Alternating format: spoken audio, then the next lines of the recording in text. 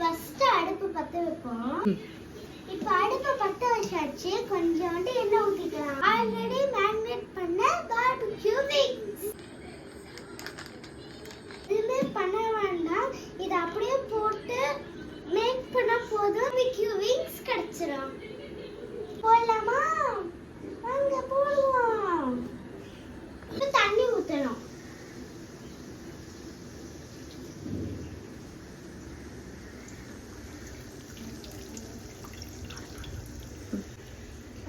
கொஞ்சோண்டு தண்ணி தான் ஊத்தணும்.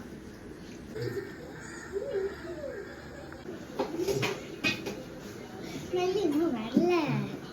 பாப்போம் எப்போ நான் ஸ்மெல் வருது.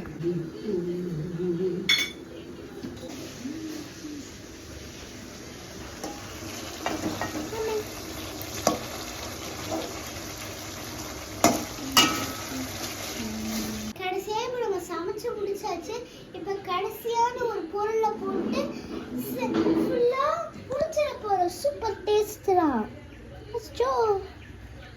Okay finish ton.